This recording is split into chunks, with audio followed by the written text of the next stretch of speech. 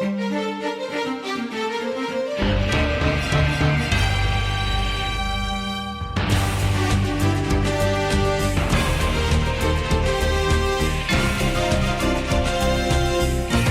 my immense pleasure to invite Mr. Shankar Narayanan.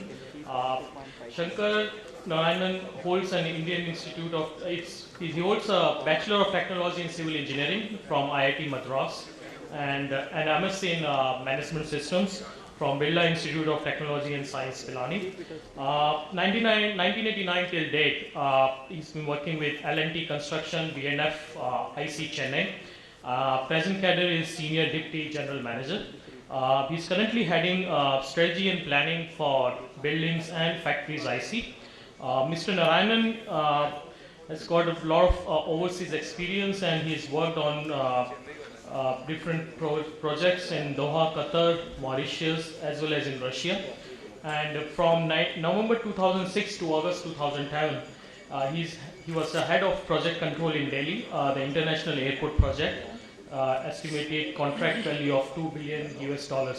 So with this, I invite Mr. Narayanan to take you through his presentation. Thank you very much.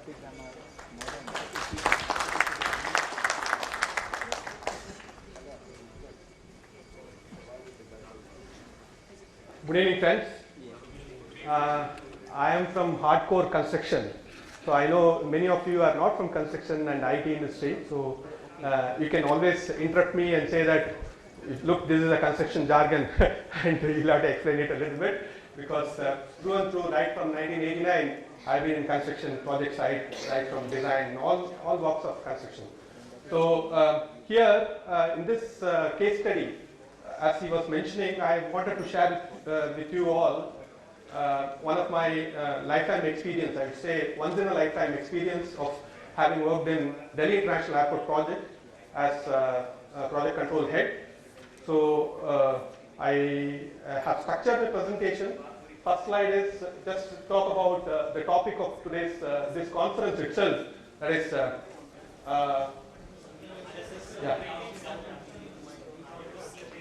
okay. So we have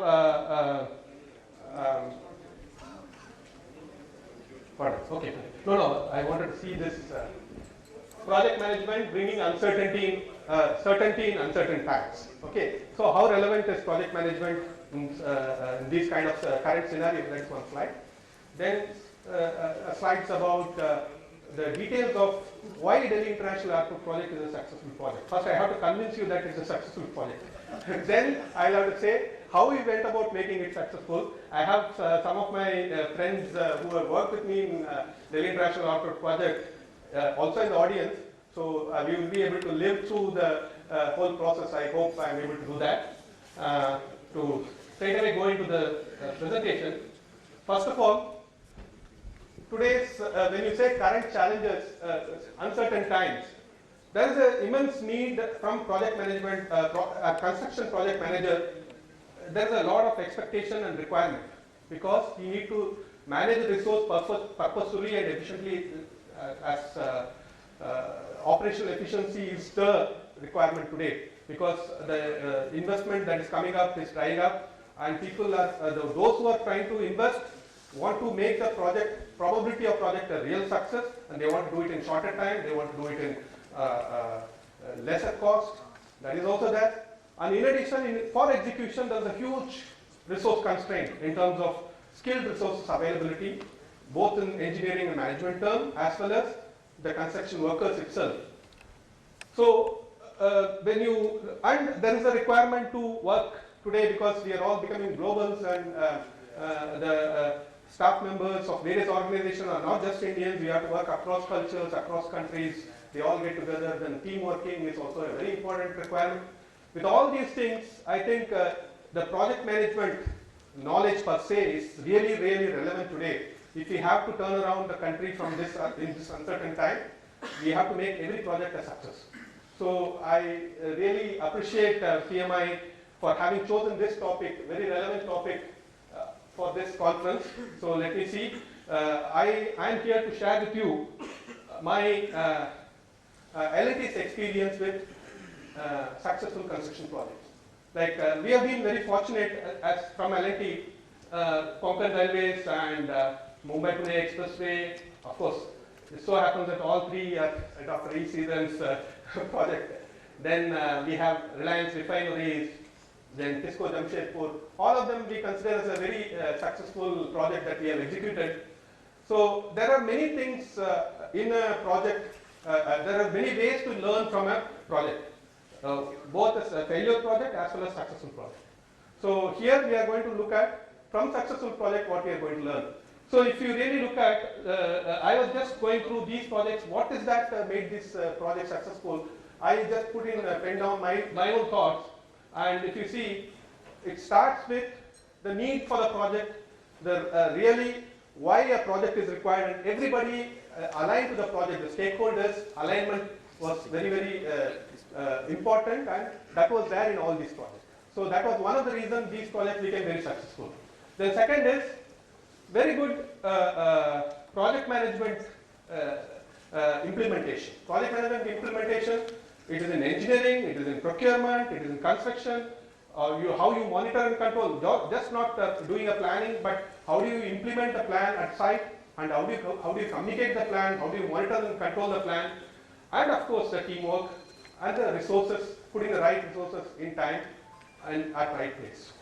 Now, as I said, so I am going to share with you a case study of Delhi International Airport, which we completed in 3.5 years. So that was a huge requirement. I wanted to, now is my convincing part develops. So I will give you a brief of this project, wherein why this project is, I consider successful. I hope you will all be convinced that it's a successful project after listening to a few of my slides which I am going to present. So it all started in 2006. This is a Google map in year 2006, Delhi International Airport project. That time, there was only Terminal 1, Domestic Terminal 1, Domestic Terminal 2, capable of handling around 10 million passengers per annum. So if I convert it into day times for common parlance understanding, around 27,000 passengers per day. The terminal building was able to handle, as well as the airline traffic, the two runways, one runway here and one skewed runway here, this was able to handle. After 1987, there was no major investment happening, but the passenger traffic continued growing. Then by the year 2006, 27,000 was capacity. The actual number of passengers passing through were 42,000, 43,000. That was 1.5 times the capacity. So it was like overcrowded bus stand kind of atmosphere in the terminal building itself. That was the situation. That's when the government of India decided to privatize. And the fortunate part of it here was they had 5,000 acres of land assigned for the project, and only 1,900 was put to use. So there was huge space available for expansion. So that's when, but it required a lot of investment and somebody to take entrepreneurial venture, which I think GMR, our client GMR, took it up and they took the project, and they are still handling the project very well and still continuing to win awards in international awards in recognition the project terminal building that they built. Now here, this whole area, the 3,000 acres, was all jungle with encroachments and wildlife, you name it, that kind of a, and there was a road which was going in which had to be rerouted and a lot of difficulties. And the target was, when the 2006, around December, the project was awarded to L&T. 2010, October, Commonwealth Games was already announced. So there was a need. So we had to make this available before 2010. December. So that was a need. So everybody wanted to align, and the kind of relationship that we had with our client and the contractual agreement that we got into all played the part. So there was a complete alignment of purpose between the EPC contractor and the owner, and the design was done by us, and how we are able to manage all those things. This all played a part. Now it had two phases. Phases in the sense, first target was we had to make available additional runway. Say in the previous one we saw that there are two runways, one was skew. Now because it was skew, the two aircraft cannot simultaneously take off. So it was a big constraint. So there was a necessity to have another runway built That was the first target, and that has to be made available as early as possible. So 19-month target was fixed. Just to give you an idea, this end to this end is 4.5 kilometers, and the difference in height, the level is around 15 meters. So that is a kind of five-story building. If you see, that is the kind of leveling that had to be done, and we had to, but that level had to be created. Okay. So there was ups and downs and cutting of soil and refilling it. We had done to the tune of 1 crore cubic meter of earthwork in this area. Then the second one was to have the terminal building built, new terminal building which was able to handle international passengers and domestic passengers together, and T3 terminal. To give an idea of this, if you stand here, the building is 3 kilometers wide. That's the size of the building. It's a huge building. Okay, so this is the second thing, and all this aligned the services within the building, and the not only that, this whole area had a future plan, like future expansion plan. So if we construct this runway and all these works, we had to provide for services that may come up for the buildings that will be constructed in future. So we have to design everything. We cannot go and cut the runway and future date and then say that we will do that. All that is not possible. So immaculate planning was required, even on the design conceptualization stage. Then this was a stage in 2007. If you see here, you have Nil guys going around and trees, and we had literally built cages to relocate Nil guys. So that was one of the project management activity that we did. Then this was January 2007. Then 1 crore cubic meter, that is almost, in 6 months we did 60% of this quantity. So it is cutting and bending. So 1 crore cubic meter means 1 kilometer by 1 kilometer, 10 meter height. That is the quantum of earthwork that we handled. So huge quantity. And it had to be filled and compacted to the tune of 98%. So the kind of compaction that is required was immense. So because we can't afford to have a particular portion of runway settling down, then there will be a huge mishap when the aircraft lands. Then the kind of taxiways parallel to the runway for the aircraft to go, 20 kilometers of that. So the width of the runway itself was 75 meters. It's like almost more than 20 lane road. So that is the kind of 4.5 kilometers long. And this runway is not just a pure asphalted thing. It had huge amount of services underneath. So we had to have the Cat 3B lighting. That is, even during zero visibility condition, the pilot should be able to land. So that kind of electrical system had to be built in, and the lights, and we had to leave the conduits and the electrical substation to cater for these lights. All those things had to be done. And within 19 months from that jungle where Nil guys were going around, we completed this runway and it was inaugurated.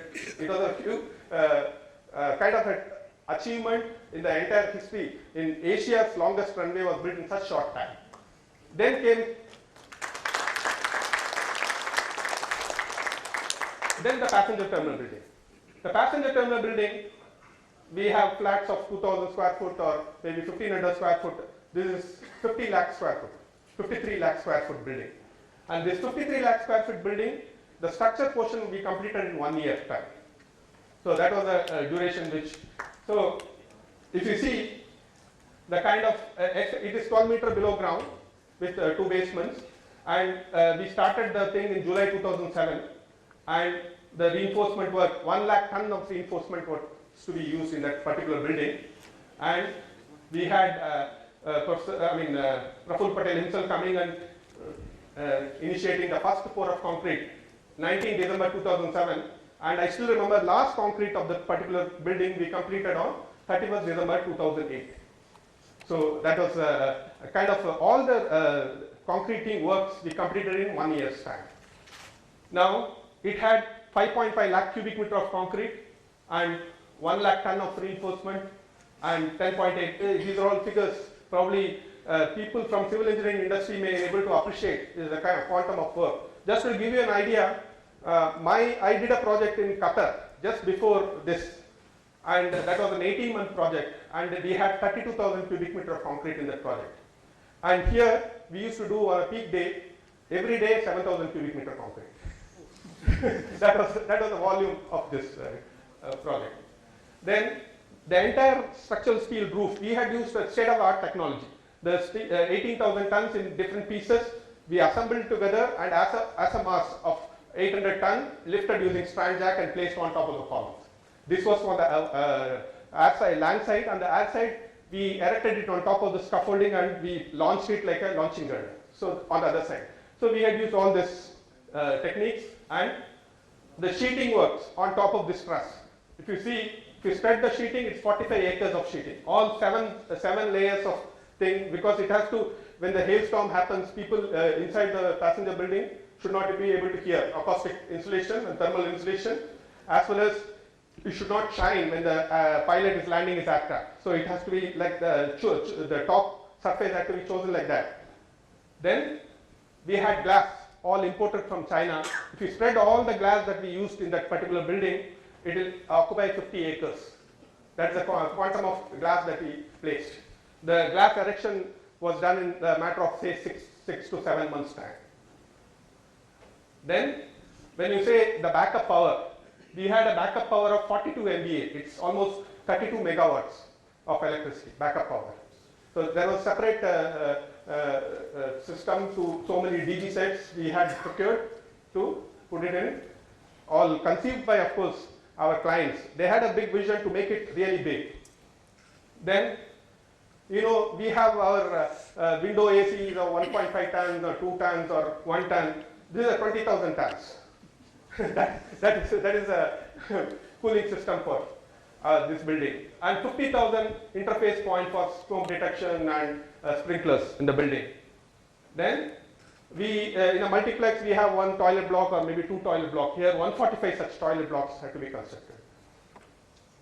And baggage handling, state-of-the-art baggage handling. So it will do complete screening, no separate screening of baggage.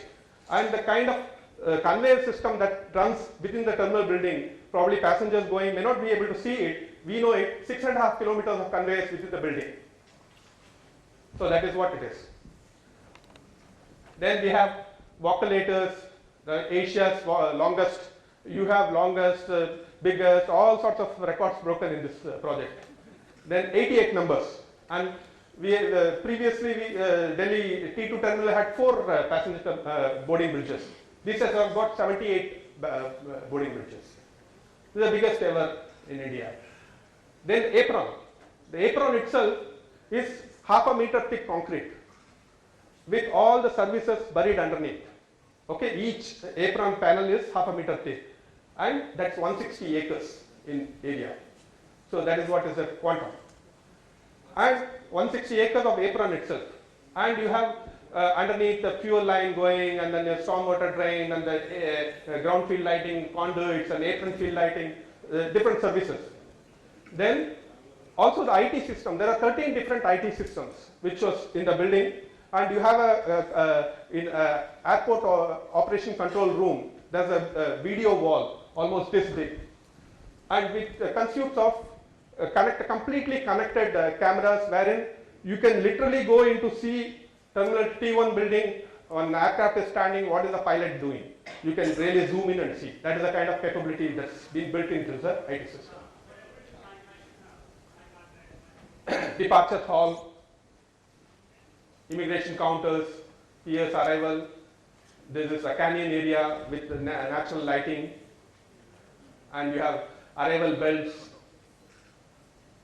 Now, we had 65 different packages and material coming from 35 different locations. There was a contractor from Middle East who was sourcing his chiller from China. Now, first of all, you have to identify the contractor on time and award the job, and then track his chiller delivery, and ensure that the chiller, before getting dispatched from China, somebody goes and inspects and ensure that the correct connecting ship is there, that is delivered to Mumbai, and Mumbai dry dock to Tughlaqabad, then coming to site. And it had to happen before the actual scheduled requirement of the material at site. So this we were able to achieved through immense beautiful project management system.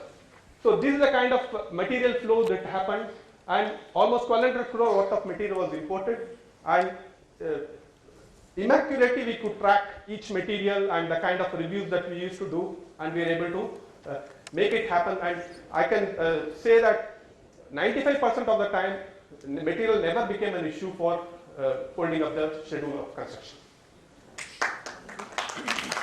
And this is not only L&T. Here, complete alignment of stakeholders was important.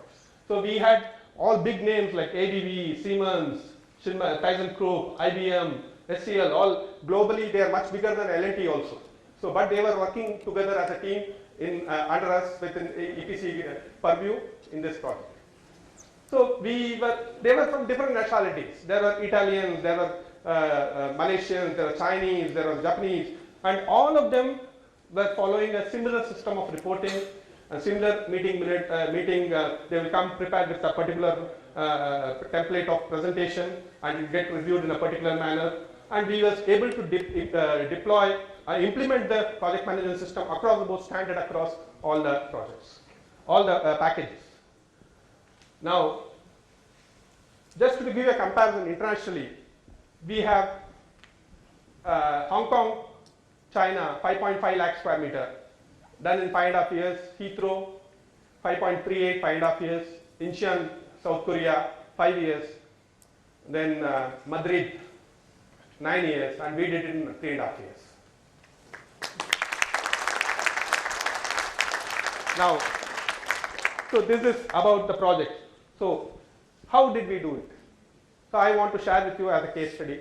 What is that we did? So, only 3 elements, because I am from project control there. I want to talk about 3 elements of project control, because paucity of time, 24 minutes I've got. So I will try to quickly rush through. It started with the owner itself. They had an elaborate system of risk management deployed right from the beginning. Now, what happened is risk management in Delhi airport. It all started with risk management is basically identifying proactively what can go wrong and do something about it even before it happens. So it can be any areas. So usually in a project we get statutory approval which will delay the project, land acquisition, rerouting of interfering utilities, removal of encumbrance, then approval conforming to of various finishing items. Then there may be a subjective preference. I don't like this color, I want another color. So there should be a methodology to freeze that. Then for this, all the people who are involved in this project have to come together and align themselves to the common goal. Yes, I have to complete this project before the Commonwealth Games. So that was able to, for this risk management workshop which they conducted played a very important part. The very beginning of the project itself, all those people involved were invited to five-star hotel outside. It was one-day workshop, 2 times, 3 times they conducted it, wherein everybody chips in. Okay, this project, what can go wrong? Let us all list out. Without thinking that I am from GMR, I am from L&T, I am from organization, we came out with a complete list of possible areas where it can go wrong. And we categorized it probability with impact and risk rating. So if you see here, the top one, this is about various general items. We said that, okay, role clarity will be one issue, statutory approval, environmental approval, then mobilization of workmen and supervisors, site security, listed out some 11 items on general items. Then the second one is, if you see, on design, because it has to be completely designed, only concept was developed. So design means scarcity of resources delaying the design itself. Non-availability of appropriate skill, then you have to ask expatriates to join. Then right selection of material, buildable within schedule. So there are some another 20 items on design, categorized as most likely, major, impact with the critical, non-critical, and we had done this. Then this was on procurement.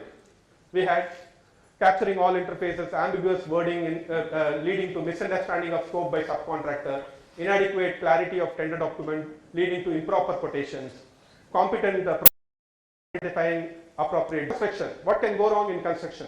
Different items. So this really helped us. Then all of us, okay, this is something which we should do something about it. And there was a kind of teamwork already important thing which happened right at the beginning. For example, they derail the whole and input. They need input. No, it's not everything now. You please say, I like to have, nice to have, categorize it.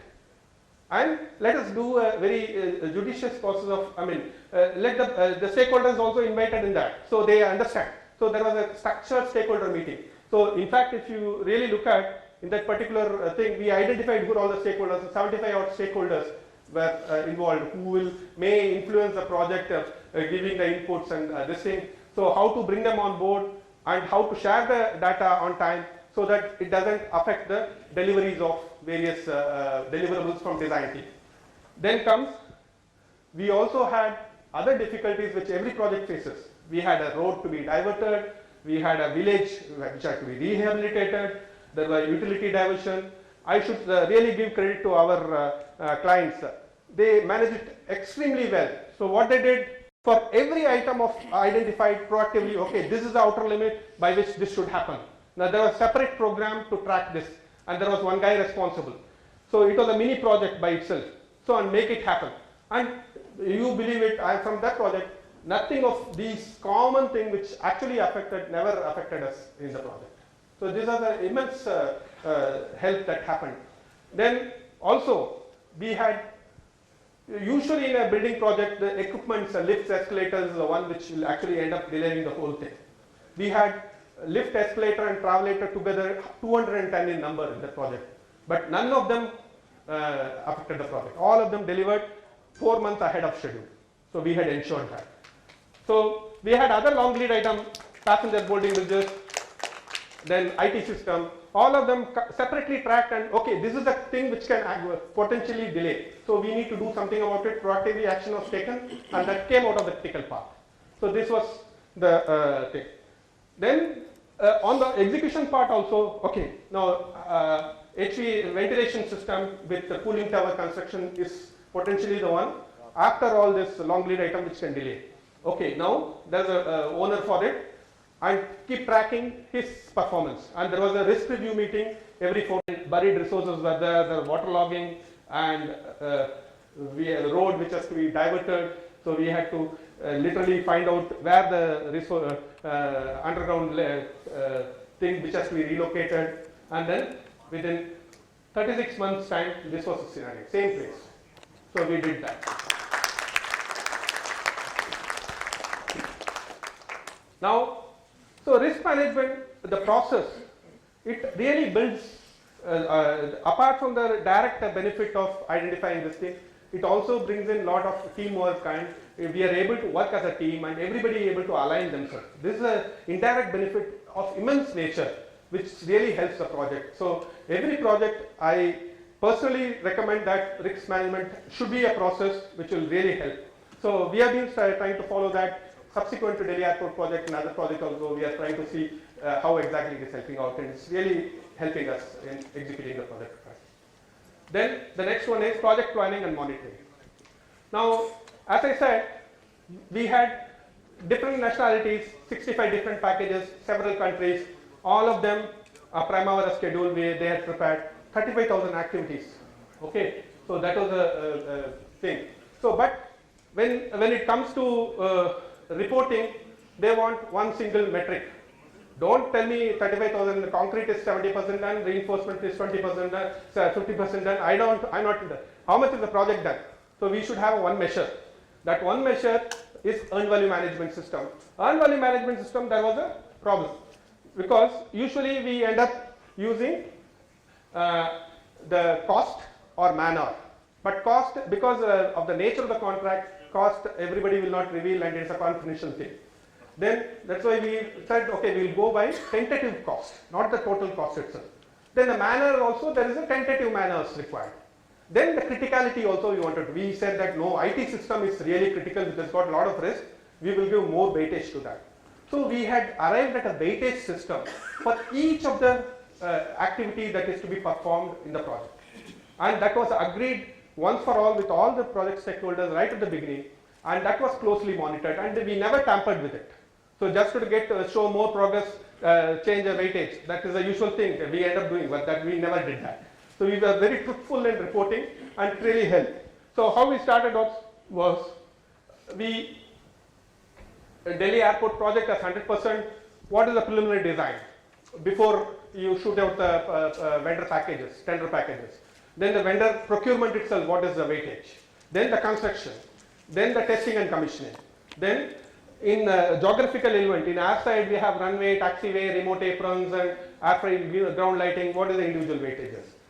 This we were able to take this percentage based on all these three factors which I said, wherein our project management consultant Parsons and Binkerhoff also chipped in with their own airport experience of previous projects, and L&T has also done projects in Hyderabad and Bangalore. So we had all got together and said this should be the weightage, and it was agreed. Then we had a very elaborate system.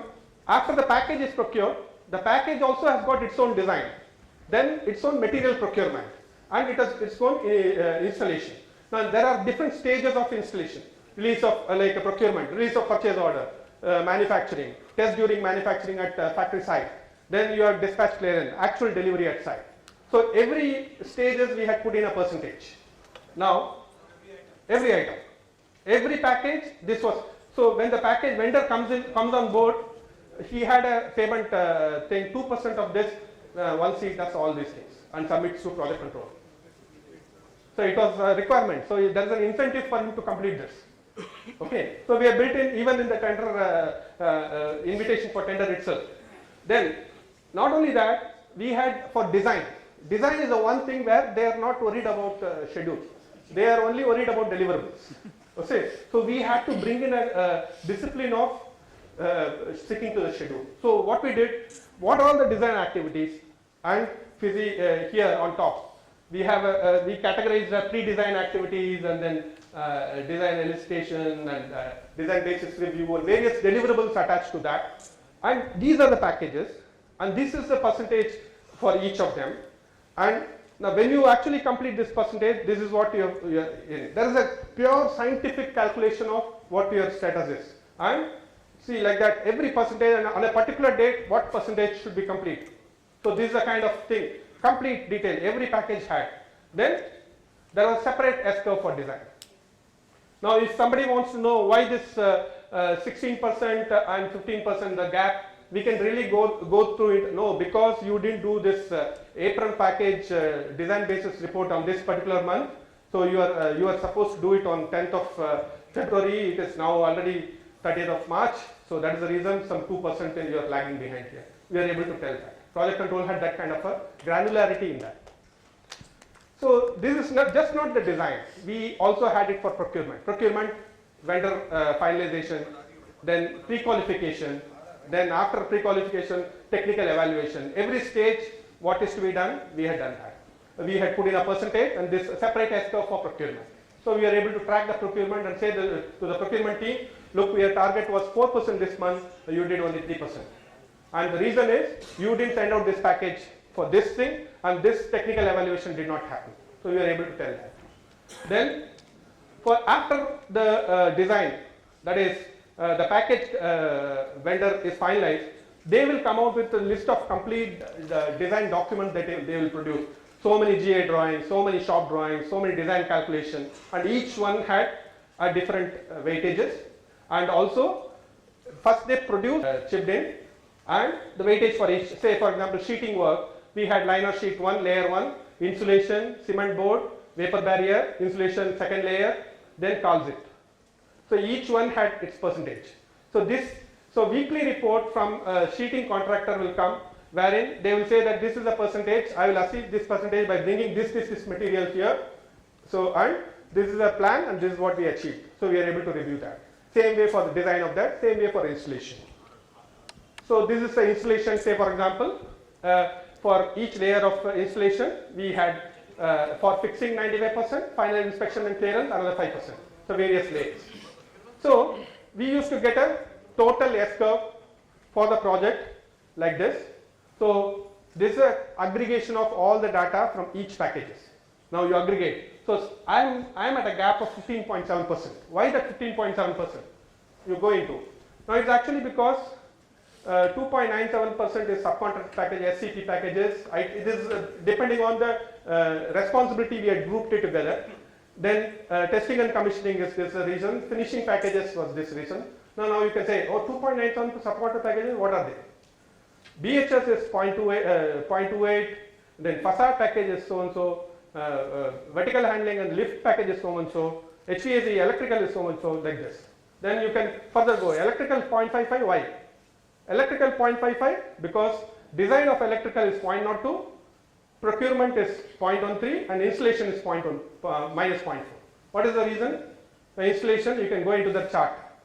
They were to install 45,000 light fixtures and they are done only 2075 as on date, which is contributing to 0.14% gap contribution. This kind of a granularity and really drilling down was possible.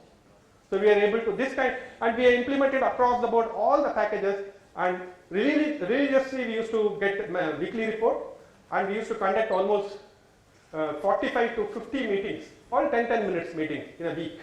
Every package will be reviewed. So wherein our clients also used to be part of that. Yeah. At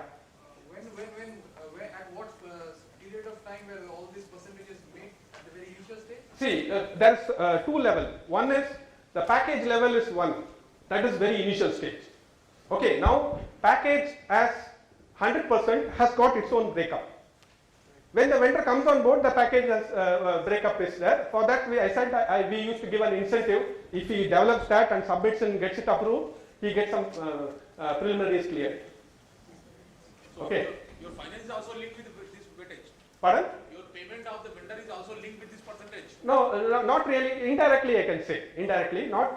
We had not done that to that extent. Only preparation of this kind of granularity was linked to a preliminaries. If you don't link the payment, I think it will be difficult to align the contractor also. Fortunately, we did not face that problem because of the teamwork problem. Many things favored us, so we did not have that problem. So every package, everybody followed this. Yeah. So how did you validate these percentages, considering that you are doing this magnitude of work? Yeah. So we used to say, for example, when it is procurement. Okay, procurement test during manufacturing is done. So when the weekly report they say that this much is done, they used to give us document of TDM done by email.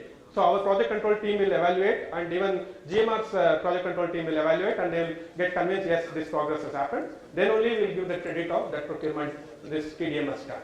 No, I'm not asking. Yeah. The weightage percentages that you have arrived for each activity. Yeah, so we were together as a team, we used to work. Guys, I think we will have a Q&A at the end, so what I suggest is... So because I only have 7 minutes, one more item, interface also I will cover, and then you can ask questions. Can we start the Q&A, please? Yeah, thanks. Then the last item is interface. So in our experience, when you have so many people, so many different packages working together in a project, it is alignment of their purpose and all working together is very important. That's when the project can really become successful or a failure. So interface management is in 2 stages. Like last presentation, I was sitting at the back and listening. We had also done complete 3D modeling. So the first thing is, technically we have to have all the interface has worked out. A technical solution, engineering solution. That is, for example, you have a roof, ceiling roof like this. Typically, we had 20 different services running about this. So there will be a cable tray, there will be a IT cable tray, there will be so many different services, and each one is a different contractor. Who is to do first? This thing is hitting yours, so I won't change it. So he may say that. So we had a procedure to avoid that. So what we did, complete mapping of the services in 3D, 3 dimension above the ceiling was done. Not only that, for floors, for walls, everything. If you see, I got a video, I paucity of time, I will not show. You will have, you can literally take a slice and see even what is this wood panel, what is it supporting beneath it, what is the clip, and how the clip is how far away from the reinforcement of the column. So that kind of a modeling was done. So we had a team. So how we did it was, we had a system of first 2-dimensional drawing was prepared. 2-dimensional drawing with lot of clashes will be there. Now once the 2-dimensional drawing is there, it is converted to 3-dimensional drawing. Then clash will be analyzed. These places, these are interfering. Now that after that interfering is there, the people are called in, various designers. one of you compromise solution, you will have to change, he will have to change, like that. They change it, and again another two-dimensional drawing. Then clash-free three-dimensional drawing is available. From that, GFC drawing, good for construction drawing is printed out in 2 dimension and issued for construction. This was the process. So this is we called a building information modeling, which was done. We had a team to do building information modeling, complete thing. Now there are many advances here. Here we use only for engineering. Nowadays we are using for 4th dimension of time, as well as even cost monitoring. All those things are possible. But in dial we use it for this thing. So this design, after design, you have, this is not all. Although you would have produced clash-free 2-dimensional thing, when you actually go to install at site, there will be still clashes. So you have to have a procedure to, or a process to solve that. So that is very important. So second is the interface management at actual site, actual execution. So what we did, so we had categorized it as ceiling works. First important is prioritization. Each one have his own priority. But the project control used to say, no, this is the priority. Everybody has to use this as, this is the priority matrix for it. So that was the second one. Then you have to have area clearance and area closure, a date commitment. See how we had structured the organization structure in such a manner, matrix kind of organization structure, where there is an independent owner for the area who will not only, he will not just look at civil works, he will look at everything. He is a complete owner. So his responsibility is to ensure that all the clashes in that area is removed. So he has to get into a consensus. We used to call him as a floor manager. The floor manager used to have his own meeting, his own method of solving that, daily walk down, and he will take commitments and he will take follow up with the commitments, all those things he used to do. Then he used to have a chart like this. From our master construction schedule, we used to help him prepare this. He will, easy understandable way, a simple matrix, red, yellow. So fire detection, protection, electrical works, then plumbing and sanitary, HVAC in this grid to this grid in my area. So they were to complete on 28th October, now they are telling 8th November. How it is, and my target date as per the project control is this, how it is changing. So tracking and continuous monitoring and feedback, next level, next level. So this used to happen. Then at the highest level, we used to have tracking of how many areas have to be closed, what you did, and how exactly it is proceeding. Then, this is the last slide only. Then we have the system of how floor manager will have walk down, he will also have a weekly meeting. That was at his level. Now there are levels which will not get solved at that. So we used to have a common global interface meeting wherein project managers of each packages will be there, and by exceptions the things will come here and it used to get solved. Even our clients used to participate, and this was the process. So this is a interface have to be understood that it's a very critical thing, and then you should systematically solve it. So that is a very important thing which we did there, which really helped us. So to summarize, so I'll say some key contributors to some project management control side is comprehensive risk management, sound project control and monitoring system, and systematic interface management. These are the 3 important things which helped us achieve this project. Thank you. Thank you. Thank you. With this, we conclude the session, and I would like to invite Mr. Amithanand De Silva, Vice President, Mumbai Chapter Finance, to hand over the momentum. Thank you.